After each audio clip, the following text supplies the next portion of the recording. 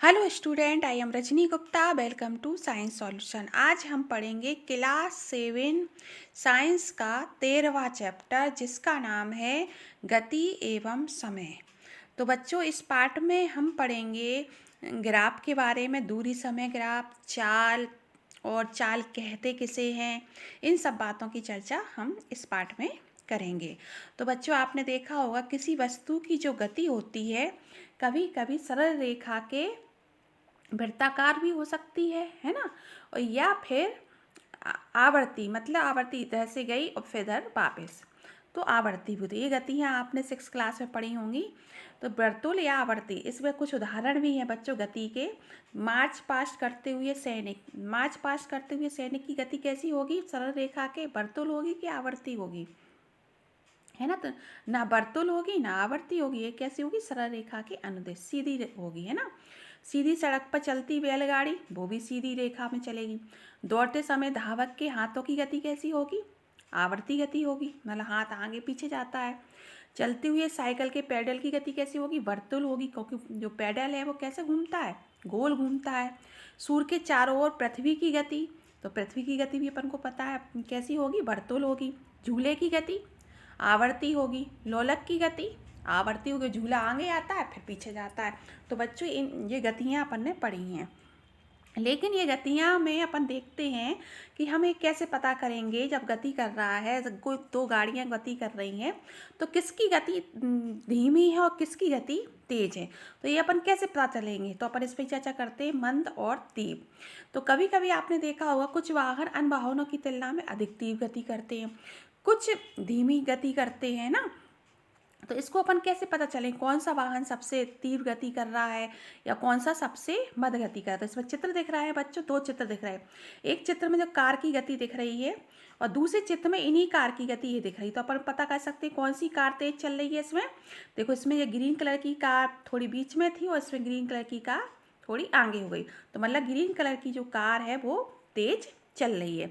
ये अपन पता कर सकते हैं ना। या फिर अपन ये पता कर सकते हैं कि जैसे समय के आधार पर, जैसे स्कूल में रेस प्रतियोगिता होती है कि 1 मिनट में कौन कितनी दूरी तय करता है ना। जो ज़्यादा दूरी तय करता है 1 मिनट में, वो तेज गति कर रहा है। इस तरीके से भी अपन पता कर सकते हैं कि कौन गति कर रहा है। तो बच्चों, अपन ने देखा कि जैसे धावक होता भी मैंने बताया है, ये 100 मीटर दौड़ में निर्णय करना सरल होता है किसकी चाल अधिकतम है ना, कि उसने कितने समय में कितनी दूरी तय की। अगर कोई 100 धावक, कोई भी तेज दौड़ने वाला धावक 100 मीटर दूरी तय करने में कम समय लेता है, तो उसकी चाल कैसी? अधिकतम है। और कोई ज़्यादा समय लेता है तो वो उसकी चाल कैसी है? कम है। तो अपन चाल शब्द से परिचित हो गए। अब चाल होता क्या है, इस पर अपन बात करते हैं कि चाल चाल के किसी दी गई दूरी को कम समय में तय किया गया या दिए गए समय में अधिक दूरी तय की गई। मतलब अपन जब दौड़ प्रतियोगिता होती है तो एक समय निर्धारित होता है, मतलब 1 मिनट में जो ज़्यादा तेज गति करता है, या अपन एक लाइन खींचते हैं ना, तो अपन यहाँ समय का था कि 1 मिनट में आप जो जितनी करें, और जैसे ही 1 मिनट पूरा होता है किसने कहाँ तक दूरी तय, तो या तो कोई 1 मिनट में ज़्यादा दूरी तय करेगा या फिर कोई कम दूरी तय करेगा, पर दोनों ही स्थिति में वो चाल कहलाएगी। या दो से अधिक वस्तुओं में कौन तीव्रतम गति कर रहा है, ये भी सुविधाजनक विधि है। तो अपन ने क्या देखा कि किसी वस्तु द्वारा एकांक समय में तय की गई दूरी क्या कहलाती है? चाल कहलाती है ना। मतलब किसी समय में, कोई भी समय हो सकता है, किसी समय में तय की गई दूरी उसकी क्या कहलाती है? चाल कहलाती है ना। अब कोई, जैसे अपन देखते हैं कोई कार, अपन सुनने में आता है कि कोई कार 50 किलोमीटर प्रति घंटे की चाल से चलती है। इसका अर्थ क्या हुआ कि वो 1 घंटे में 50 किलोमीटर की दूरी तय करती है ना। इसी प्रकार हम केवल कार की चाल 50 किलोमीटर प्रति घंटा है, तो प्राय केवल कार द्वारा 1 घंटे में तय की दूरी पर भी विचार करते हैं। तो अपन विचार कर सकते हैं। तो विचार क्या है कि उसने 1 घंटे में 50 किलोमीटर की दूरी तय की। तो अपन चाल सबसे परिचित हो गए। तो चाल क्या होती है? तो चाल होती है तय की गई दूरी और लिया गया कुल समय। तो बच्चों, इस सूत्र के आधार पर अपन किसी भी गाड़ी की चाल ज्ञात कर सकते हैं, किसी की भी चाल अपन ज्ञात कर सकते। तो इस सूत्र आप अच्छी तरीके से फॉर्मूला ये याद कर लेना। इसके बाद आती है एक असमान गति और समान गति। क्या होती है? जब कोई सरल रेखा, जो सरल रेखा है ना, सड़क है, जब इस पर कोई ऐसे गति करता है, सरल रेखा के अनुदेश करके उसकी चाल जो कैसी हुई, परिवर्तित हो रही है, तो जी असमान गति हुई। अगर कोई सरल रेखा के बिल्कुल बराबर से गति कर रहा है तो वो कौन सी गति हुई, एक समान गति हुई। तो ये बच्चों पेपर में आता है, इसे आप याद कर लेना, असमान गति कैसे कहते हैं और एक समान गति। अब अपन आते हैं समय की माप पर चर्चा करते हैं। चाल अपन ने समझ लिया, समय क्या होता है। पहले यदि आपके पास घड़ी नहीं होगी तो आप किससे जानेंगे। पुराने जो बुजुर्ग लोग थे वो घड़ी कैसे नापते थे, है ना, इस पर भी अपन चर्चा करेंगे। और एक माह के काल अंतराल को अपन कैसे मापते हैं और एक वर्ष के काल अंतराल को हम कैसे मापते हैं। तो काल अंतराल क्या होता है, पहले से समय की माप से तात्पर्य हमारा काल अंतराल की माप से ही है। बोलचाल में जब हम समय मापने के लिए किसी घड़ी के उपयोग के बारे में चर्चा करते हैं तब हमारा अभिप्राय काल अंतराल मापन से ही होता है। तो बच्चों आजकल तो घड़ियाँ आ गई हैं, तो घड़ियाँ जैसे दीवार घड़ी, मेज घड़ी, है ना, डिजिटल घड़ी। अब तो डिजिटल घड़ी आ गई, ये घड़ियों के चित्र आपको दिख रहे हैं। लेकिन अपन ये हमारे पूर्वजों ने क्या देखा था कि प्रकृति बहुत सी घटनाएं एक समय के बाद दोहराती। कैसे कैसे कि जो सूर्य होता है प्रतिदिन उदय होता है और अस्त भी होता है। तो अगले जो सूर्य प्रतिदिन उदय हुआ और सूर्योदय से अगले सूर्योदय के बीच का समय क्या कहा, एक दिन कहा। इसी प्रकार एक अमावस्या से अगली अमावस्या के बीच जो समय की माप हुई उसे महीने के रूप में नापा, है ना। और एक वर्ष को जो पृथ्वी अपनी सूर्य की परिक्रमा करती उसे अपन ने एक वर्ष कहा। ऐसी इसी प्रकार अपने छोटे छोटे समूह के अंतराल से हमें आवश्यकता पड़ी, है ना। तो हमें एक दिन में काफ़ी छोटे समय अंतरालों को मापने की भी आवश्यकता पड़ती है। जैसे तो संभवतः समय मापने के लिए सामान्य युक्तियाँ क्या थी, घड़ियाँ थीं। तो घड़ियों से आप लोग परिचित ही हैं कि घड़ियाँ समय कैसे मापती हैं। तो घड़ियों में जो गति होती है वो आवर्ती गति का प्रयोग किया जाता है। आपने देखा होगा सरल लोलक की जो गति है, ये वाली घड़ी, ये दीवार घड़ी, तो ये कैसी गति करती है, ऐसे ऐसे इधर जाएगी फिर इधर आती है ना। तो ये सरल लोलक, तो घड़ियों की जो गति होती है, जो सरल लोलक की वो आवर्ती गति होती है, ठीक है। फिर इसके बाद आवर्ती गति का चिरपरिचित उदाहरण है सरल लोलक। सरल लोलक क्या होता है, एक धातु के छोटे गोले पत्थर के टुकड़े किसी दृढ़ स्टैंड से धागे द्वारा निलंबित करके बनाया जाता है। धातु के गोले का लोलक जो होता है वो ही गोलक कहलाता है। सरल लोलक की बात कर रहे हैं अपन। सरल लोलक में जो गति होती है वो आवर्ती गति होती है। सिर्फ सरल लोलक की बात हो रही है। घड़ियाँ तो कई हैं, पर सरल लोलक की जो गति होती है वो आवर्ती या दोलन गति का उदाहरण है बच्चों। इसमें तो आपको चित्र दिख रहा है, एक मिनट, ये चित्र सरल लोलक बना है एक में, और दूसरे में ये लोलक क्या कर रहा है, गति कर रहा है। पहले ये ओ से ए गया, फिर ए से फिर बी पर गया, बी से ओ, तो ये पूरा एक दोलन हो गया, है ना। इसे अपन पूरा एक दोलन कहेंगे।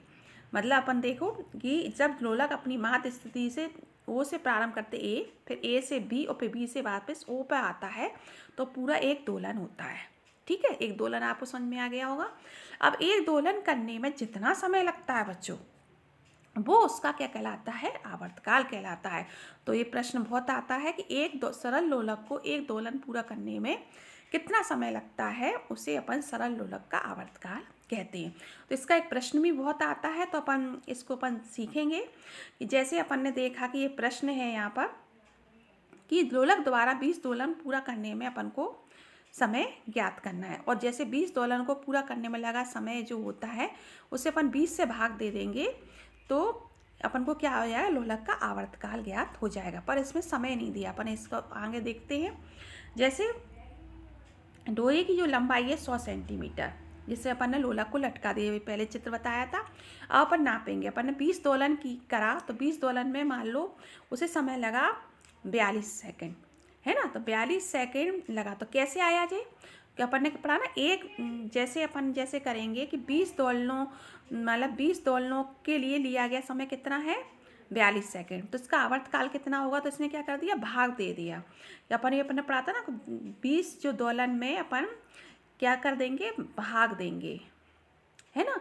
तो जो भाग देंगे तो 20 दोलन 1 मिनट में लगा समय क्या होगा, 40/20, सॉरी उल्टा लिख दिया, इसका हो जाएगा 42/20। अपन इसको काटेंगे तो इसका आवर्तकाल आ जाएगा 2.1, क्योंकि 20 दोलनों को लगा समय 42 सेकेंड है, तो एक दोलने में लगा समय तो अपन क्या करेंगे, भाग ही देंगे। इसको और सरल भाषा में समझते हैं, जैसे कि जो 20 केले हैं, 20 केले कितने के आते हैं, 42 रुपये के आते हैं, है ना। तो एक केला कितने का आएगा, तो आप भाग ही दोगे कि नहीं दोगे, है ना। तो तब भी अपना आंसर ये आएगा। तो ये लोलक का आवर्तकाल होता है। अगर अपने पास 20 दोलनों का समय अपने पास है तो अपन एक दोलन का समय आप आसानी से निकाल सकते हैं।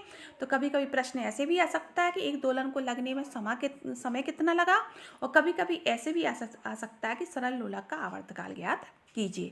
तो जी आपको समझ में आ गया होगा। ये प्रश्न बहुत आता है। आजकल जो अधिकांश घड़ियों में 1 या 2 सेल वाले विद्युत परपथ, अब घड़ियों में सरल लोलक गति तो होती नहीं है। आजकल जो घड़ियाँ आ रही हैं वो सेल वाली आ रही हैं, है ना। तो उनमें कौन सी गति हो रही है, वो गोल घूम रही हैं, तो उनमें वर्तुल गति है आजकल की जो घड़ियाँ हैं। और अब तो डिजिटल घड़ी आने लगी तो उसमें ना वर्तुल गति है, आवर्त समय बताती है सीधे, जो अभी अपन ने पीछे चित्र में देखे थे 3 घड़ियों के। तो अधिकांश घड़ियों में 1-2 सेल वाले विद्युत परपथ होते हैं। इन घड़ियों को क्वार्टज घड़ी कहते हैं, और इनके द्वारा मापा गया समय पहले की घड़ियों द्वारा मापे गए समय से कैसा अधिक अर्थार्थ है।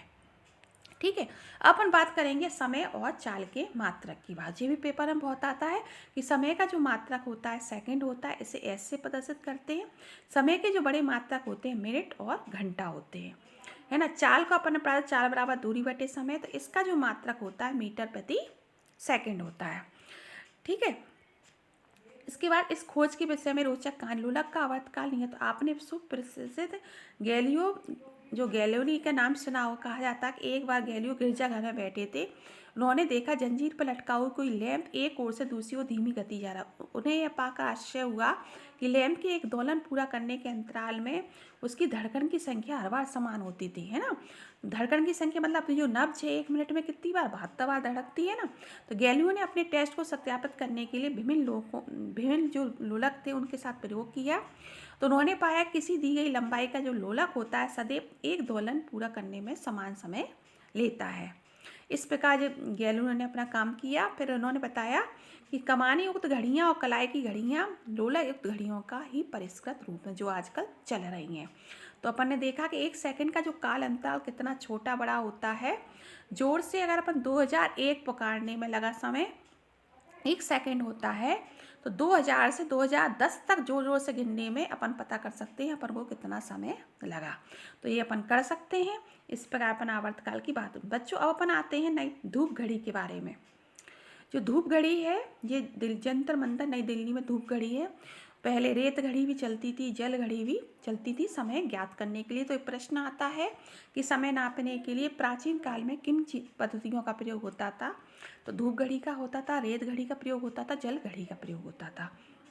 अब अपन आते हैं जल मापन। और धूप घड़ी के बारे में बच्चों में बाद में बताऊंगी प्रोजेक्ट में। ये धूप घड़ी का जो आया था पेपर में भी आया था, अभी प्रथम पर्व के पेपर में भी आया था, तो मैं इसको बाद में बताती हूँ। चाल मापना, चाल अपन कैसे मापेंगे, समय और दूरियां कैसे मापते हैं, इसके बारे में अपन बात करते हैं। कि जैसे अपन ने एक चित्र से देखेंगे, एक बॉल ली, ये बच्चा दिख रहा है आपको, है ना। एक बॉल ली अपन ने, एक रेखा खींच दी। अब ये बॉल को अपन ने फेंका, तो इस बॉल ने जो लाइन क्रॉस की उसका समय नोट करेंगे, और कब विराम की स्थिति में, कब बॉल अपनी स्थिर हो गई उसका समय नोट करेंगे। फिर कितनी उसने चाल करी ये समय नोट करेंगे। तो इस अलग अलग नाम से समूह का नाम अपन नोट कर देंगे। गेंद द्वारा चली गई दूरी, लिया गया समय, और फिर अपन उसकी चाल अपन ज्ञात कर सकते हैं। तो तीनों स्थितियों में जब अपन घड़ी का नाम घड़ी लेंगे तो अपन गेंद की चाल अपन ज्ञात कर सकते हैं। इसी प्रकार उपग्रहों में जो पृथ्वी की कक्षा में प्रमोचित करने वाले रॉकेट प्राय 8 किलोमीटर प्रति सेकंड की चाल प्राप्त कर लेते हैं। इसी प्रकार विपरीत जो कछुआ होता है, कछुआ तो बिल्कुल धीमे चलता है, पर उसकी जो चाल होती है 8 सेंटीमीटर प्रति सेकंड की चाल से चल सकता है। तो ये अपन सब निकाल सकते हैं, आसानी से निकाल सकते हैं। तो अपन इसको देखेंगे, और छोटी से छोटी संख्या की भी चाल ज्ञात कर सकते हैं, बड़ी से बड़ी भी अपन चाल ज्ञात कर सकते हैं। इसमें अपन कर सकते हैं इस तरीके से, एक करके इन्होंने बताया। बाज की जो चाल है 320 किलोमीटर आवर्स है, और अपन को निकालनी है मीटर प्रति सेकंड में निकालनी है ना। तो ये किलोमीटर है, तो किलोमीटर को अपन मीटर में बदलेंगे तो 1000 का गुणा कर देंगे, और जो आवर्स है, आवर्स को सेकंड में बदलेंगे तो 60 का गुणा कर देंगे, ये आपको पता ही है। इस तरीके से अपन किसी भी की चाल ज्ञात कर सकते हैं, चीते की, बिलू फिश की, खरगोश की, ये आप निकाल सकते हैं, आप करना। फिर इसके बाद अपन आते हैं कि आपने स्कूटर मोटरसाइकिलों पर एक मीटर लगा होगा, देखा होगा, बिल्कुल देखा होगा। और इसी प्रकार कार बसों पे अन्य वाहनों के डैशबोर्डों पर भी आपने मीटर देखे होंगे, कार और बसों पे भी, स्कूटर मोटरसाइकिल पे तो देखा ही होगा, साथ में जो कार और जो बसें होती हैं उनमें भी आपने मीटर देखे होंगे। किसी कार का डैशबोर्ड आपने ध्यान से देखा है, उसके इसके कोने में इस तरीके से किलोमीटर प्रति आवर्स लिखा रहता है, ये चाल मापी होती है, और एक जे रहता है ना। इससे अपन चाल पता करते हैं, इस वाले से जो लिखा है 20, 40, 80, 60, 80, तो मतलब जो अपनी कार है कितनी स्पीड में चल रही है ना। और जो बीच वाला होता है, इससे अपन पता करते हैं कि अपनी कार ने कितनी दूरी तय कर ली है ना। तो जैसे चाल मापी, चाल में जो कितना चाल किस स्पीड से चल रही है उसे अपन चाल मीटर या स्पीडोमीटर कहते हैं। इससे किलोमीटर आवर्स में चाल ज्ञात हो जाती है। और एक अन्य मीटर होता है जो वाहन द्वारा तय की दूरी को मापता है, उसे पथ मापी या ऑडोमीटर कहते हैं। ये भी पेपर में बहुत आता है, आप देखना कारों में या मोटरसाइकिल में आप देखना, दो तरह के होते हैं। एक तो अपनी जो गाड़ी है किस स्पीड में चल रही है, और एक ये बताती है कि अपन ने कितनी दूरी तय कर ली है। ठीक है, तो ये याद कर लेना, ऑडोमीटर और स्पीडोमीटर। अब अपन एक इधर आते हैं, ये इस तरीके से विद्यालय के जो बच्चे पिकनिक पे जा रहे हैं तो उन्होंने क्या करा, एक समय नोट किया है।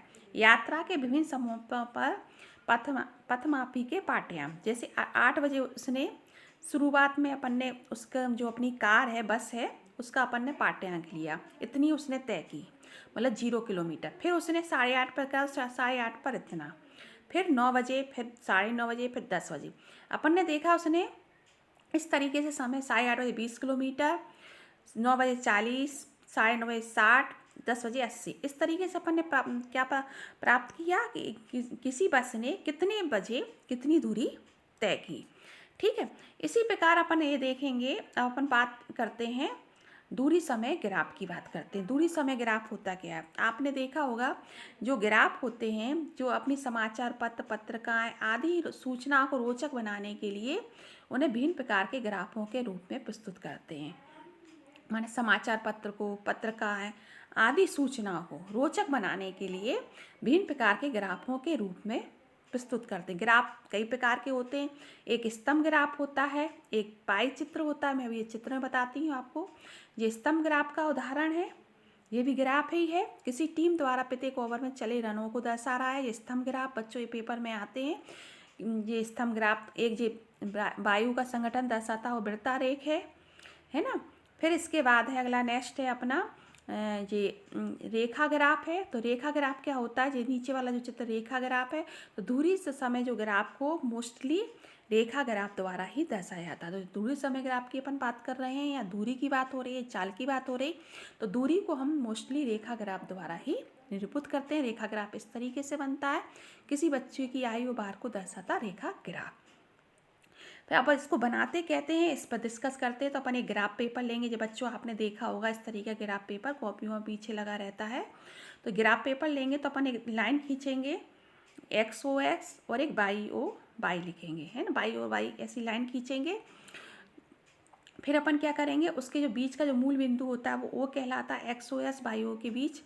जिन दो राशियों के बीच ग्राफ खींचा जाता है उन्हीं दो अक्षों के अनुदिश दर्शाया जाता है। हम X अक्ष पर धनात्मक मानों OX के अनुदिश दर्शाते हैं, और Y अक्ष पर धनात्मक मानों OY के अनुदिश दर्शाते हैं। इस तरीके से जो OX है अपना के अनुदिश दर्शाएंगे, OY के अनुदिश दर्शाएंगे। इस अध्याय में केवल हम राशियों के धनात्मक मानों पर चर्चा करेंगे। जो इसका जो 13 क्या चित्र है, छायांकित भाग का ही हम इसका ही प्रयोग अपन करेंगे। अब ग्राफ कैसे बनता है इस पर डिस्कस करते हैं। ये अपन को दिख रहा है, एक ये अपन को किसी कार की गति है 0, 1 मिनट में उसने 1 किलोमीटर चला, 2 मिनट में 2 किलोमीटर, 3 में 3, 4 में 4, 5 में 5। अपन इस चित्र को, ये ग्राफ कैसे बनेगा, तो अपन क्या करेंगे, दो अक्षों को निरूपित करने के लिए, तो मतलब जो एक्स अक्ष के अनुदेश अपन क्या करेंगे, समय दर्शाएंगे। क्या समय दर्शाएंगे, समय एक्स अक्ष के अनुदेश। और यहाँ क्या दर्शाएंगे, दूरी दर्शाएंगे। ठीक है, और ग्राफ दूरी को निरूपित करने के लिए अपन एक पैमाना बनाएंगे, 1 मिनट बराबर 1 सेंटीमीटर, क्योंकि पैमाना तो बनाना ही पड़ेगा। 1 मिनट अपना 1 सेंटीमीटर और 1 किलोमीटर अपना 1 सेंटीमीटर। इस तरीके से जो अपना जो ग्राफ बनेगा, अपन ये चित्र आ गया, ये ग्राफ बन गया कि मान लो कार ने 1 मिनट में कितनी दूरी तय की, 1 किलोमीटर दूरी तय की। तो अपन 1 मिनट के अनुदेश ऐसी रेखा खींचेंगे, फिर इसके अनुदेश एक रेखा खींचेंगे तो इस पॉइंट को अपन मिला देंगे। इस तरीके से अपन 2 मिनट का, 3 मिनट का, इस तरीके से अपना ये ग्राफ बनता चला जाएगा। इस तरीके से ये अपना ग्राफ, अभी ऐसे ही बता रही हूँ तो आप बना लेना। इस तरीके से अपना ग्राफ बन जाएगा। तो इस तरीके से दूरी समय ग्राफ अपना बन गया। तो ये कभी कभी पेपर में आता है तो आप सीख लेना। इसके बाद दूरी समय ग्राफ को बनाते समय हमें निम्न बातों का ध्यान रखना चाहिए। ग्राफ खींचने के लिए पैमाने का चयन करते समय हमें कुछ बातों का ध्यान रखना चाहिए। कि क्या रखना चाहिए, जो पेपर में आता है, प्रत्येक राशि के अधिकतम न्यूनतम मानों के बीच का अंतर, प्रत्येक राशि के मध्यवर्ती मान, ताकि उन मानों को ग्राफ पर चुने गए पैमाने के आधार पर अंकित करना सुविधाजनक हो। जिस पेपर पर ग्राफ खींचना उसका अधिकतम भाग का अपन प्रयोग करें। इस तरीके से अपन पैमाना ध्यान करते समय अपन को इन बातों का ध्यान रखना चाहिए। इसके बाद एक और है, इस तरीके से भी अपन बना सकते बस की गति को दर्शाता हुआ ग्राफ। अब ये अपन ने पीछे पढ़ा था तो 8 में उसने कोई गति तय नहीं की थी, 8:30 बजे उसने 20 किलोमीटर, 9 बजे 40 किलोमीटर, 9:30 बजे इतनी। तो इस तरीके से ये भी ये रेखा ग्राफ है दूरी समय ग्राफ का।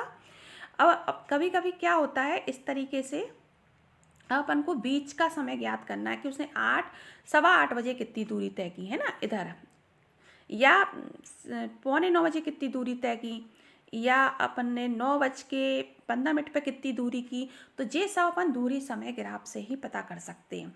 क्योंकि दूरी समय कभी कभी आता, दूरी समय ग्राफ से अपन क्या पता कर सकते हैं, दूरी समय ग्राफ होता क्या है। तो दूरी समय ग्राफ द्वारा अपन किसी भी समय में बस द्वारा, किसी भी समय में किसी वाहन के द्वारा तय गई दूरी अपन ज्ञात कर सकते हैं। किसके द्वारा, दूरी समय ग्राफ से, है ना। लेकिन अपन किसी और सारणी से नहीं कर, जो अपन ने पहले देखा था वो सारणी थी ना जिसमें कि 8 बजे उसने इतनी दूरी तय की, तो वो उससे अपन पता नहीं कर सकते। तो सारणी जो अपन ने 13.5 में देखी उसमें किस निश्चित समय अंतराल पर बस द्वारा तय गई दूरी की जानकारी मिल रही थी। लेकिन अपन दूरी समय ग्राफ से अपन बनाएंगे, इससे अपन किसी भी समय की अपन कितने ही समय पर उसने बस ने कितनी गति की ये अपन पता कर सकते। जैसे 8:15 बजे कितनी दूरी तय की, तो 8:15 पर अपन ये अपना 8:15 हो जाएगा। एक लाइन इधर खींचेंगे, एक लाइन अपन यहाँ खींचेंगे, तो अपन मिलाएंगे तो कितनी दूरी तय की उसने, 8:15 बजे 10 किलोमीटर। इसी प्रकार अपन 8:45 पर उसने कितनी दूरी की, तो अपन ज्ञात कर सकते हैं। तो दूरी समय ग्राफ से अपन बस की चाल जो होती है ज्ञात कर सकते हैं। तो बच्चों ये चैप्टर पूरा हो गया। अब इसके बाद प्रमुख शब्द पर आते हैं। रेखा ग्राफ होता है, रेखा ग्राफ द्वारा हम दूरी समय ग्राफ हम बना सकते हैं। दूरी समय को रेखा ग्राफ के द्वारा व्यक्त करते हैं। ग्राफ क्या होता है, ग्राफ एक पेपर होता है जिसमें हम क्या बनाते हैं, दूरी समय ग्राफ, रेखा ग्राफ को अपन बनाते हैं, है ना। असमान गति क्या होती है, जब सरल रेखा के अनुदिश जो गति करता है वो परिवर्तित होती रहे तो वो असमान गति होती है। और जब परिवर्तित ना हो, बिल्कुल सरल रेखा के अनुदिश चलती रहे तो वो कौन सी गति होती है, एक समान गति होती है। दोलन क्या होता है, अभी अपन ने बताया था, दोलन आवर्ती गति होती है। सरल लोलक एक इस तरीके से होता है, ये इस तरीके से जब वो इस तरीके गति करता है, और ये इस तरीके से, जिसको क्या बोलते हैं, सरल लोलक। सरल लोलक की जो गति होती है वो आवर्ती गति या दोलन गति होती है। चाल क्या होती है, किसी एकांक समय में तय की गई दूरी को हम चाल कहते हैं।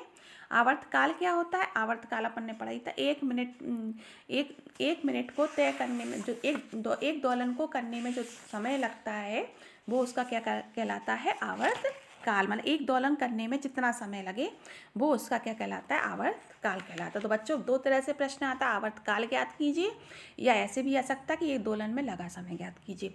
समय का मात्रक क्या होता है, सेकंड होता है। बच्चों अब एक बात और मैं इम्पॉर्टेंट बात मुझे बता रही हूँ, प्रोजेक्ट वर्क से ये कहीं भी नहीं डला है कि धूप घड़ी किसे कहते हैं।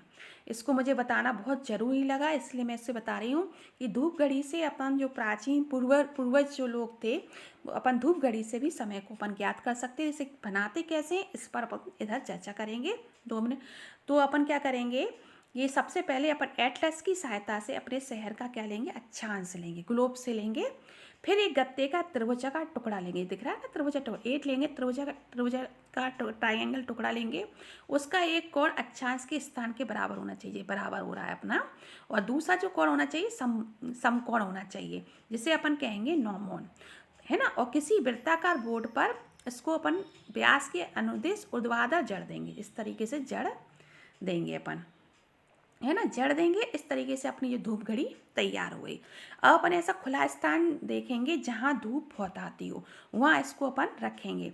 पर अपन ये ध्यान रखेंगे कि 8 बजे वृत्ताकार जो बोर्ड है, 8 बजे वृत्ताकार बोर्ड पर नोवन की छाया की नोक की स्थिति में क्या होगा, स्थिति को अंकित करेंगे। और जो धूप घड़ी को अपन उत्तर दक्षिण दिशा में एक जो अपन एक रेखा खींचेंगे, उत्तर दक्षिण दिशा के अनुदिश एक रेखा भी अपन अंकित करेंगे।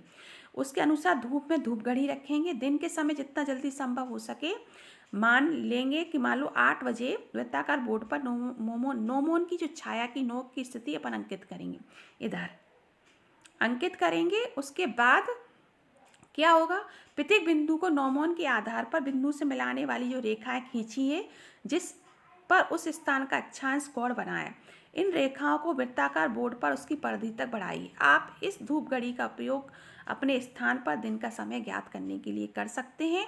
पर यह याद जरूर रखना कि नौमोन सदैव कहाँ होता है, उत्तर दक्षिण दिशा में होता है।